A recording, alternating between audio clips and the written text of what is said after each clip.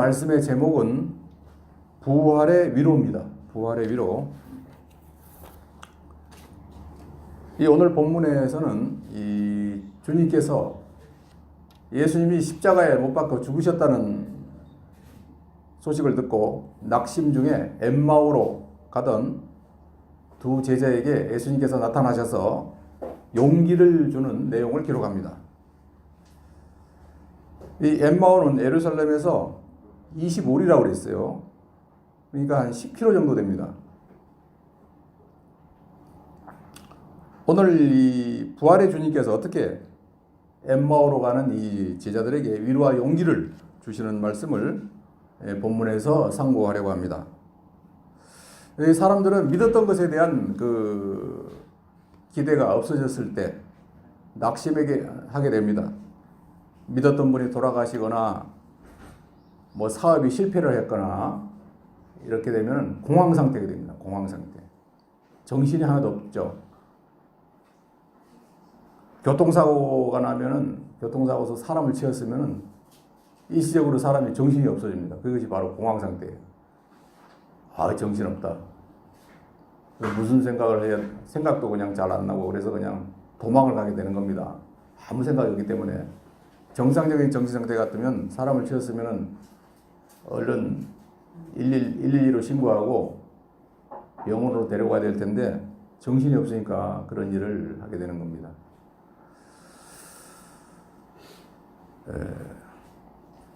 부활하신 그 예수님께서는 두 제자와 함께 동행하셨어요. 여기 13절에서부터 보면은 그날에 그들 중에 예루살렘에 25리 되는 엠마오라는 마을로 가면서 이 모든 된 일을 서로 이야기하더라. 그들이 서로 이야기하며 문의할 때에 예수께서 가까이 이르러 그들과 동행하시나 그들의 눈이 가리워졌어요. 그래서 그인 줄 알아보지 못하거늘. 우리가 이 봄을 이기는 겨울은 없다 그랬어요. 인생의 겨울을 부활의 주님을 만남으로써 봄을 만나시길 바랍니다. 이 낙담한 사람에게 최고 위로는 동행입니다. 동행. 그래서 낙심에 빠진 사람에게 그 이야기를 들어주는 것만 해도 70%는 문제가 해결된다는 겁니다. 그 문제에 대해서 그 사람이 다 해답을 알고 있어요. 알고 있는데도 실행을 못하는데 자, 그 이야기를 들어주면은 그 이야기하는 중에 그 해답이 거기 다 들어있습니다. 맞아. 이렇게만 해줘도 70%는 문제가 해결된다고 그래요. 여기서 이 예수님의 모습을 동행하셨다 그랬습니다. 이 갈릴리로 가야 되는데 이 제자들이 엠마오로 간 거예요. 그 마태복음 28장 7절에 천사들이 말해줬습니다. 그가 죽은 자 가운데서 살아나셨고 너희보다 먼저 갈릴리로 가시나니 거기서 너희가 배우리라 그런 말씀이 있어요. 그런데 지금 공황 상태에 빠지니까 아무것도 안 들리는 겁니다. 그래서 이제 예수님이 이제 죽으셨으니까 이제 끝이다. 이제 너 뭐 바랄 게 없다. 우리는 이제 고향에 돌아가서 다른 뭐 직업을 찾든지 해야 되겠다. 수제자 베드로도 고기 잡으러 가고 여기 두 제자도 이제 자기 고향 엠마오로 가는 거예요. 아주 마음이 복잡한 상태입니다. 그들은 주님께서 돌아가셨고 부활하셨다는 소식을 여자들로부터 들었어요. 그렇지만은 안 들리는 거예요. 죽은 사람이 어떻게 살아난단 말인가. 그래서 예수 그리스도의 그 죽으심과 부활을 의심하면서 슬퍼하면서 엠마오로 내려가고 있었어요. 그때 예수님께서는 그들과 동행하고 있었어요. 동행했지만은 그들은 알아보지를 못한 겁니다. 이 두 제자가 이 엠마오로 내려간 것은 잘못된 겁니다. 왜냐하면은 예수님께서 십자가에 못 박혀신 지가 이제 3일째 됐고, 그날 아침에 무덤에 찾아갔던 여자들이 와서 예수님의 시체가 없어졌다고 이렇게 말했습니다. 또 예수님이 부활하셨다는 그 천사의 말을 여자들이 전해줬는데 그 사실을 확실히 알아보지도 않고 예루살렘을 떠났기 때문입니다. 확실히 그 확인해 보는 것이 제자된 도리인데 오히려 예루살렘을 떠나가지고 엠마오로 갔다는 것은 아주 잘못된 것입니다.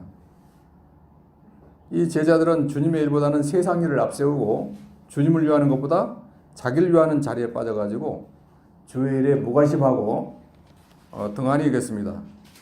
이것이 곧 믿음에서 떠나 세상으로 내려가는 생활입니다. 오늘날 이 신앙생활을 하다가 엠마오로 내려가는 사람들이 많아요. 그런 사람은 예수님을 제대로 지금 아직까지 모르는 겁니다. 어느 교회 장로님을 장립을 시키는데 예수님은 누구십니까? 물어보니까 예수님은 4대 성인 중에 한 분이십니다. 그렇게 대답하더래요. 오늘날 이 수준에 머물러 있는 신자가 이 교회 안에 태반입니다. 거의. 이 예수님을 4대 성인으로 아는 겁니다.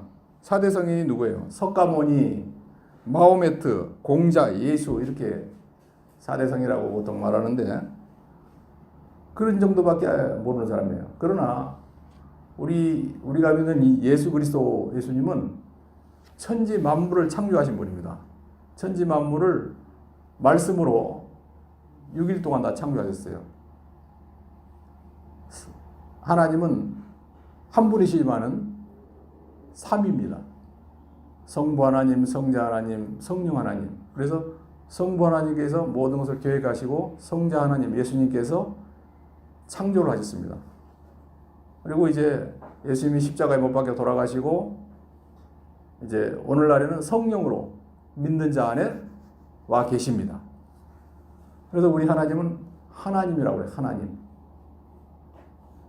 오직 한 분이시다 그 뜻이에요. 마치 태양이 하나지만은 그 빛이 있고 그 열기가 있고 또 그 안에 뭐 이런 여러 가지 원적외성이라든가 이런 게 나오고 그러잖아요. 그와 마찬가지로 하나님도 한 분이지만은 이 성부, 성자, 성령 삼위일체 하나님으로 이렇게 역사하는 겁니다. 그렇기 때문에 이 땅의 모든 하나님을 제외한 모든 만물은 피조물이에요. 피조물. 군대 가면은 교육시키라고 그러죠. 피자가 붙으면은 뭐 춥고 배고프다 그러는데 피자가 붙은 거는 자기 스스로 할 수 없다는 것입니다.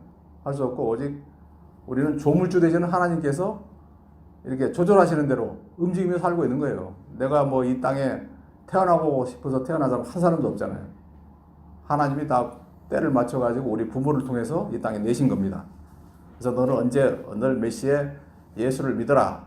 그래서 잘 믿다가 하늘나라 천국으로 와라. 그렇게 다 사명을 받고 이렇게 태어나는 겁니다. 그래서 모든 이상의 뭐 석가모니, 부처나 뭐 마호메트나 공자나 다 피조물이에요. 그들도 천지 만물을 다 창조하신 하나님이 만드신 피조물에 불과한 겁니다. 뭐 불교가 뭐 다 자기들이 뭐 불기 뭐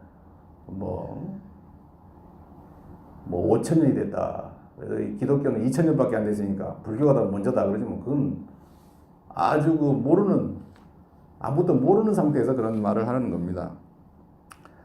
그래서 21절 보면은 우리는 이 사람이 이스라엘을 속량할 자라고 바랐노라 과거형으로 되어 있어요. 그러니까 이 제자들이 이스라엘을 속량할 자라고 바랐노라. 유대주의라는 그런 사상이 있었어요. 이제 메시아 구원자가 이제 이 땅에 오셔가지고 그때 당시에 이스라엘 나라는 로마의 식민지였습니다. 그러니까 이스라엘 나라를 독립시키고 이제 이 메시아가 오셔가지고 이스라엘을 통치할 것이다. 강대국을 만들어 줄 것이다. 이런 정도로만 알고 있었습니다. 그렇게 말했는데 이 예수님을 다른 사람은 몰라도 12제자만은 참 우리 구원자다 이렇게 믿고 3년 동안 따라다녔는데 이게 이렇게 힘없이 그냥 십자가에 처형당하니까 이게 너무 낙심한 거예요. 그래서 다 이제 흩어져 버린 겁니다. 예수님은 이스라엘을 구원하지 못하고 십자가에 죽으셨어요. 자신의 모든 것을 믿고 포기하고 믿었던 예수님이 죽으시는 것을 보고 이 고향으로 내려가고 있는 것입니다. 너무 결과가 허무하니까 되는 대로 살아가겠다 생각하고 있는 거예요. 이 한국교회 안에도 이런 냉소적인 신앙을 가진 사람들이 많이 있습니다. 처음에는 헌신적으로 봉사를 했는데 교회에서 큰 실망을 하게 됩니다. 교회 안에서 편을 갈라 싸우는 것을 볼 때 열심히 충성 봉사했는데 그것이 욕으로 돌아오는 것을 보고서 교회를 떠나는 사람도 있습니다. 이 한 번 식어진 신앙을 회복하는 데는 너무 어려운 것이에요. 이 엠마오로 가는 두 제자가 상처를 입은 것은 너무 순진하게 예수 그리스도가 그 사탄의 꾀계를 다 무너뜨릴 것이다 이렇게 생각을 했지, 예수님이 죽어가지고 부활한다는 것은 꿈에도 생각을 하지 못했습니다. 이 사도들이 그리스도에 대한 진리를 오해했습니다. 이 사도들이 예수님을 하나님의 아들 예수 그리스도로 믿었지만은 그리스도에 대한 진리를 바로 깨닫지를 못했어요. 생각하기를 그리스도가 오시면 당장 하나님 나라를 세우고 왕노로 타실 것이다 그렇게 말했습니다. 그래서 우리가 하나는 우의정되고 하나는 좌의정되다 되겠다. 그 어머니가 이렇게 부탁했잖아요, 예수님한테. 우리 아들을 좀 우의정 앉혀주고 우리 아들은 좌의정 앉혀주십시오. 그러니까 이게 세상 나라로만 생각했는 거예요. 우주의 왕이라는 것은 생각을 못했던 겁니다. 이 사도들의 기대와 정반대로 예수님은 흉악한 죄인처럼 십자가에 못 박혀서 처절하게 처형을 당하셨습니다. 그래서 여인들을 통해서 천사가 전한 예수님의 부활 소식을 듣고도 믿지를 않았습니다. 사람이 어떤 고정관념에 빠지면은 진리의 말씀을 들어도 깨닫지 못합니다. 이 고정관념은 고장난 관념입니다. 이 죽으면 끝이다. 죽으면 다 끝난다. 이렇게 해서 사람이 절망에 빠지면 자살을 하는 겁니다. 자살한다고 이 모든 게 끝나는 게 아니에요. 자살하면 그 뒤에 어마어마한 사건이 또 기다리고 있어요. 천국과 지옥이라는 그 갈림길에 또 서 있는 겁니다. 실제로 천국과 지옥이 있고 아무리 죽은 자가 살아나서 천국과 지옥이 있다고 말해줘도 안 믿을 사람은 안 믿는다는 것입니다. 택한 사람만 믿는다는 것입니다. 예수님이 이 성경 말씀을 이 엠마오로 가는 두 제자에게 가르쳐 주시자 그들이 마음이 뜨거워졌습니다. 우리가 그 토하는 한숨들, 우리 이야기를 예수님이 다 듣고 계십니다. 우리는 홀로 있는 것이 아니고 예수님이 함께 하십니다. 그런데 사도행전 4장 2절에 보면 예수 안에 죽은 자의 부활이 있다고 백성을 가르치고 전함을 싫어했어요. 그 유대인들은 예수 안에서 죽은 자들의 부활이 있다고 백성을 가르치자 그것을 싫어했습니다. 이 고정관념이라는 그 틀에 잡히면은 아무것도 안 들리는 겁니다. 근육이 막 굳어지면은 여기가 막 그 오십견 걸리고 아프고 그렇죠. 팔이 안 올라갑니다. 이게. 자꾸 풀어줘야 돼요. 근육을. 고린도후서 12장 7절에는 자만하지 않게 하시려고 내 육체에 가시를 주셨다 그랬어요. 사도 바울이 교만하지 않게 하려고 그 사도 바울에게 안질, 눈병을 주셨습니다. 그래서 3번 기도해도 잠시 기도한 게 아니라 한 기도 기간을 정해놓고 기도했는데도 안 고쳐줬습니다. 왜 그렇게 안 고쳐줬느냐? 너가 자만하지 않게 하려고. 사람이 약하면은 기도를 하게 됩니다. 하나님을 의지하게 됩니다. 그러나 아무것도 부족하게 없는 사람은 홍포 입은 부자와 같이 자만하게 된다는 것입니다. 우리가 이 어려운 거 이것도 다 복이에요, 복. 다 그 사람 필요하기 때문에 자만하지 않게 하려고 이런 형편과 환경을 주시는 것입니다. 15절에 그들이 서로 이야기하며 문의할 때 예수께서 가까이 이르러 그들과 동행하시나. 그들이 육신으로는 기울어져 가지고 세상으로 내려갔지만은 그들에게 가까이 찾아가서 예수님께서 동행해 주셨습니다. 우리는 이제 절대 예수 안 믿어 이러면서 돌아가는데 예수님은 침묵하면서 동행하고 있었어요. 자신의 문제가 심각하다고 생각했기 때문에 몰라봤을 거예요. 막달라 마리아도 예수님을 만나고 전혀 예수님이 부활했다는 건 상상도 못하고 당신이 동산직입니까? 물어보니까 마리아야 부르셨어요. 이 두 제자들은 예수님을 무시하고 자기들 얘기만 하고 있었어요. 한참 대화하다가 예수님께서 끼어드십니다. 이 눈이 가려워지면 아무것도 안 보이는 겁니다. 5만 원짜리로 눈에다 이렇게 딱 가리고 뭘 쳐다보세요. 아무것도 안 보이잖아요. 돈만 밖에 안 보여요. 돈밖에 안 보이죠. 무력과 정욕과 사욕을 따라가면 눈이 어두워가지고 예수님을 보지 못하는 거예요. 두 제자는 두려운 마음을 가지고 날이 밝아가지고 이제 계속 가면서 예수님이 성경을 풀어서 가르쳐 주실 때 이제 좀 마음이 뜨거워졌습니다. 그래서 이제 새벽녘에 같이 이제 음식을 먹게 됐어요. 식당에 가서. 그때서 이제 눈이 떠져가지고 예수님이 보였지만은 그때 예수님은 사라져 버리셨어요. 이것은 오늘날 그 성찬식 할 때 그걸 상징하기도 합니다. 우리가 성찬식 할 때 예수님을 기념하는 것인데 성찬식을 할 때 그것이 느껴집니다. 예수님이 임재하시는 것을. 그렇다고 예수님이 눈에 나타나는 건 아니고 이렇게 그것은 상징적으로 이렇게 보여주는 것이에요. 17절에 예수께서 이르시되 너희가 길 가면서 서로 주고받고 하는 이야기를 무엇이냐 하시니 두 사람이 슬픈 빛을 띠고 머물러 서더라. 예수님이 그들의 신앙을 깨우치고 잘못된 점을 바로 세워주기 위해서 이렇게 질문을 했어요.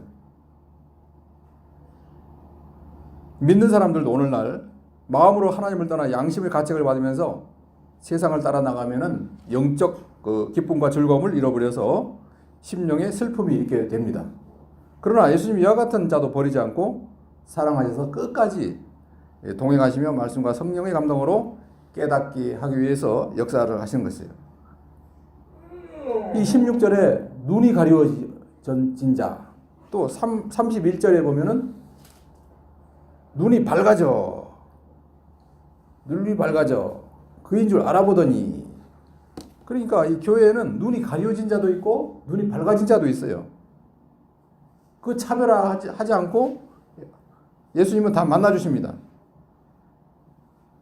예수님께서는 이렇게 믿어보겠다고 관심을 기울이는 자를 눈이 가려진 자나 눈이 밝아진 자나 차별하지 않고 만나주시는 겁니다.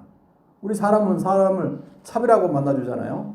저 사람 만나면 좀 이익이 있겠다 하면은 만나주고 저 사람은 별 영향가가 없겠다 하면 안 만나려 합니다. 그러나 예수님은 차별 없이 다 만나주시는 거예요. 19절에 이르시되 무슨 일이냐 이르되 나사렛 예수 일이니 그는 하나님과 모든 백성 앞에서 말과 일에 능하신 선지자이거늘. 예수님은 역으로 질문을 합니다. 이 예수님은 혼란을 겪고 있는 이 제자들에게 같이 있었어요. 우리가 알아야 할 것은 이 예수님께서는 나의 모든 문제에 대해서 다 듣고 보고 계십니다. 근데 많은 사람들이 혼자 짐을 지고 고생하고 있어요. 그 짐을 대신 지실 분이 계십니다. 그러니까 한번 이야기를 해봐라 하는 것이에요. 우리나라 기독교가 130년 전에 들어왔는데요. 처음에 6.25 때 미군 찝차가 이렇게 지나가면서 어떤 할머니가 짐을 지고 있는데 태워줬대요. 할머니 태워드릴 이렇게 타세요 하니까 찝차 뒤에 타가지고 그 짐보따리를 이고 있더래요. 할머니 왜 그 짐을 지고 있어요? 그러니까 차도 공짜로 타는 것도 고마운데 어디 짐까지 이렇게 차에 놓을 수 있겠습니까? 하면서 짐을 지고 있다는 거예요. 이런 식의 우리가 예수를 믿고 있으면서도 내 무거운 짐을 내가 그냥 지고 있는 거예요. 예수님한테 이렇게 내려놓으면 예수님이 다 맡아주실 텐데, 이 신앙생활은 잘 받아들이는 사람이 있고 더디 믿는 사람이 있어요. 왜 그런가? 자신이 변하는 것이 겁이 나는 겁니다. 그래서 안 받아들이려고 막 애를 쓰는 거예요. 상처받는 것이 두렵고 변하는 것이 두려운 것입니다. 이 사탄은 항상 속삭이기를 너무 깊이 빠지지 마라. 예수를 믿어도 적당히 거리를 두고 믿어라. 이렇게 자꾸 그렇게 사탄은 꼬이는 겁니다. 거기 절대 넘어가면 안 돼요. 성경 말씀을 예수님에게서 직접 듣게 된 것이 큰 복입니다. 우리도 이 성경을 이렇게 구절구절 배우게 되는 것이 참 큰 복입니다.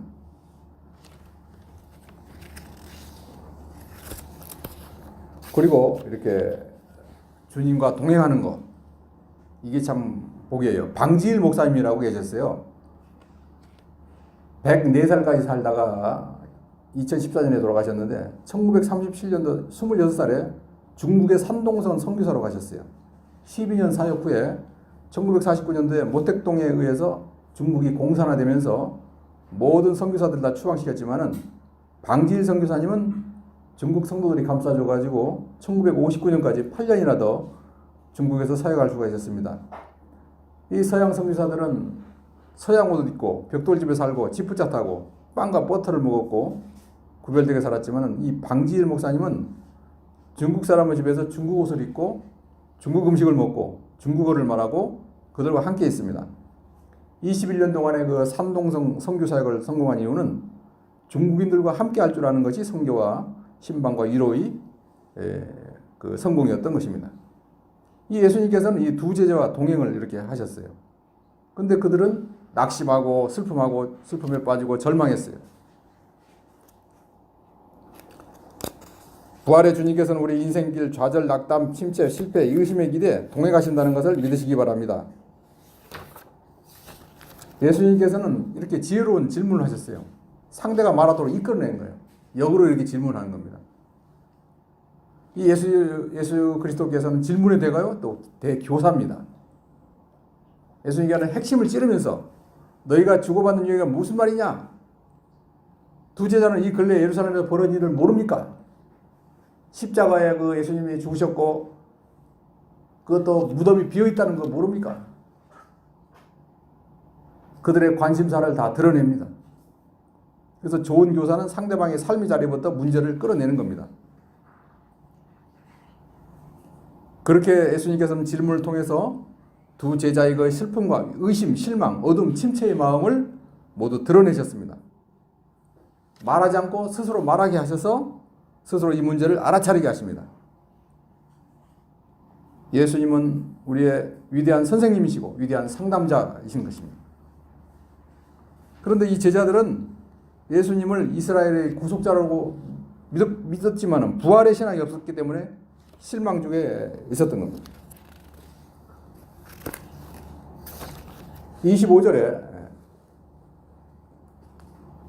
이르시되 미련하고 선지자들의 말한 모든 것을 마음에 더디 믿는 자들이여, 더디 믿는 자들이여, 이렇게 믿음이 없음을 책망했습니다. 이 성경을 더디 믿는 자가 미련한 것입니다.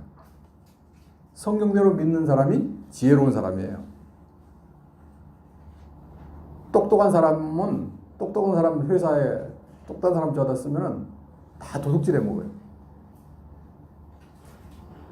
내 아는 목사님이 목사 되기 전에 사업을 했는데 자꾸 가죽 그 장사를 하는데 동대문시장에 가죽이 자꾸 없어지더래요. 분명히 이게 계산적으로 보면 많이 남는데 자꾸 그 적자가 나더라는 거예요. 뭐 이거 이상하다 해가지고 하룻밤 이제 거기서 퇴근 안 하고 자면서 경비한테 시켰대요. 이거 저 밤에 무슨 일 있으면 즉시 나한테 연락하라고. 가까운 데 자면서 다니까 경비한테 전화가 왔다고 했대요. 사장님 지금 뭐 이상합니다. 물건을 자꾸 꺼내는 것 같습니다. 그래요. 그래 보니까는 막 물건을 꺼내가지고 차에 싣고 있더라는 거예요. 그래 따라가서 집에 가보니까요. 집에 막 벽장 안에다가 막 가죽을 갖다 잔뜩 쌓아놨다더라는 거예요. 그래 조금씩 뜯어가니까 이 표는 안 나고 자꾸 미치는 거예요. 그래가지고 뒷구녕으로 팔아먹는 거예요. 그래가지고 막 그냥 그때 당시만 해도 뭐 법보다 주먹이 앞설 때니까 막 그냥 두드려 팼다는 거예요. 다 물어도 어떻게 되냐. 그러니까 그동안 뭐 엄청나게 도둑질 해먹었다는 거예요. 이 장사하는 것도요, 이 종업원들이 다 이렇게 가져간다는 겁니다. 그렇기 때문에 앞으로는 남고 뒤로 미친다는 겁니다. 차라리 미련한 사람을 썼으면은, 성실한 사람을 썼으면은 그런 손해를 안 볼 텐데, 똑똑한 사람이 다 좋은 게 아니에요. 좀 미련한 것 같아도 하나님의 말씀에 같이 참 성실하고 속이지 않고 꾸준하게 일하는 사람, 이런 사람을 써야 성공할 수가 있는 겁니다. 디모데후서 3장 15절에는 또 내가 어려서부터 성경을 알았나니 성경은 능히 너로 하여금 그리스도 예수 안에 있는 믿음으로 말미암아 구원에 이르게 하는 지혜가 있게 하느니라 그랬어요. 이 성경 말씀은 구원에 이르는 지혜가 있게 한다. 성경을 믿는 사람이, 하나님의 말씀을 믿는 사람이 지혜로운 사람입니다. 더디 믿거나 안 믿는 사람은 아주 이 지혜가 없는 사람이고 무지한 사람이에요. 27절에 모든 성경에 쓴 바 자기에 관한 것을 자세히 설명하시니라. 이 그리스도의 대속과 죽음과 부활을 믿어야 참 신자입니다. 이 기독교의 두 축은 이 부활절과 성탄절입니다. 근데 성탄절은 잘 기념을 하는데 부활절은 사실 그 중요성을 잘 모릅니다. 예수 그리스도의 탄생도 중요하지만은 부활도 중요한 거예요. 부활이 없다 그러면은 우리 믿음도 헛것이다 그랬어요. 그래서 우리는 반드시 부활을 합니다. 이 다음에 죽은 자의 부활이 있고 산 자의 부활이 있고, 우리는 죽은 게 아니라 일단 죽어도 자는 거예요. 일찍 자갔다가 예수님이 재림하실 때 다시 신령한 몸으로, 신령한 건강한 몸으로 다시 부활하는 겁니다. 그래가지고 공중에서 예수님을 만나서 심판의 부활을 받고 행한 대로 심판을 받고 영원의 천국으로 가고, 안 믿는 자들은 심판의 부활로 부활해서 영원한 지옥으로 떨어지는 겁니다. 이 성경 말씀에 그렇게 되어 있으니까 그대로 믿어야 돼요. 지금까지 다 그대로 이루어졌기 때문에. 이 성경이 66권인데 구약 성경에 예언된 게 신약 성경에 그대로 다 들어맞았습니다. 근데 부활 사건이라고 이게 안 맞을 리가 전혀 없는 것입니다.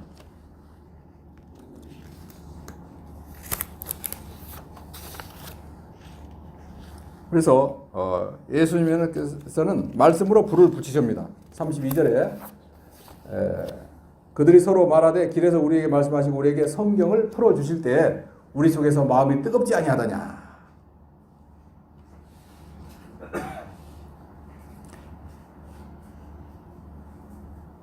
그래서 이들이 이제 같이 식사를 할 때 두 제자는 그분이 바로 예수님이심을 알게 됩니다. 그래서 뜨거운 마음으로 그 자리에서 일어나게 됩니다. 부활의 예수님을 만난 두 제자는 즉각적으로 일어나 10km나 왔던 예루살렘 길로 되돌아가서 다른 제자들에게 주님을 만난 사건을 간증을 합니다. 부활의 주님께서는 우리에게 마음에 불을 붙여서 즉각적으로 일어나게 하십니다. 성령의 불이 떨어지면 즉각적인 행동으로 나타납니다. 예수님은 이 새벽에 부활하셨어요. 이 새벽은 희망의 시간입니다. 저녁은 끝나는 시간이에요. 미래를 펼쳐주는 시간이 새벽입니다. 새벽에 부활하셨고 사도 요한이 반모섬에서 요한계시록의 말씀을 받은 시간도 주일날 새벽입니다. 이 과거를 지향하는 사람은 발전하지 못해요. 이 실망감에 사로잡혀 있는 사람은 부활을 체험할 수가 없습니다. 이 바로 두 제자의 모습은 바로 지금 내 모습을 얘기하고 있는 것입니다.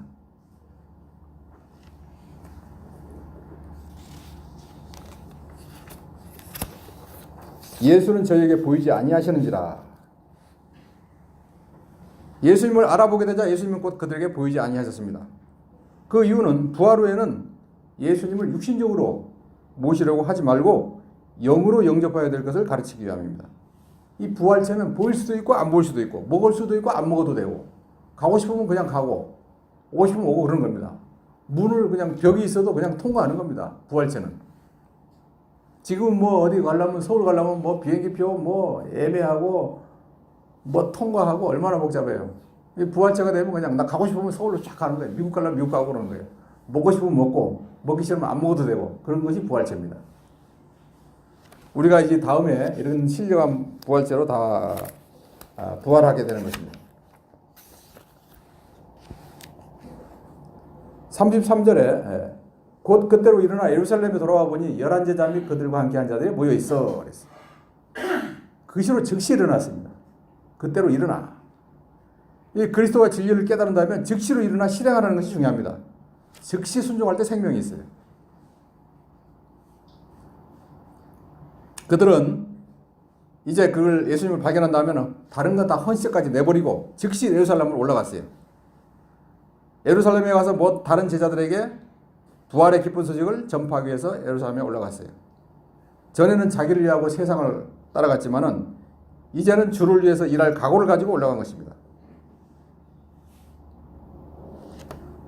우리도 이 예수님을 만난 것을 낱낱이 증거해야 됩니다. 증인이라는 것은 참으로 중요한 거예요.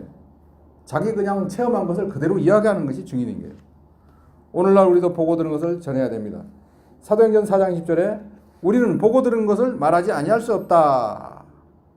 만일 전하지 않으면 화가 있다고 그랬습니다.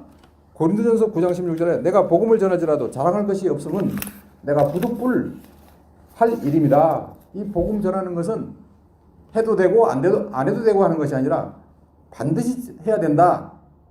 만일 복음을 전하지 않으면 내게 화가 있을 것이로다 했어요. 우리도 눈이 밝아져가지고 신앙의 눈이 밝아져서 예수님과 진리를 깨달은다면은 세상에서 돌이켜서 복음 운동을 위해서 충성을 다하는 저희가 되어야 되겠습니다. 이 부활의 주님께서는 지금도 우리와 동행하시고 가르치시고 불을 붙여주시고 소망을 주시고 세계를 가게 하십니다. 이 부활의 그리스도이신 예수님께서 지금도 우리 곁에 계시고 말씀하시며 불을 붙여주심을 믿음으로 승리하는 신앙의 사람, 믿음의 사람이 되시기를 축원합니다.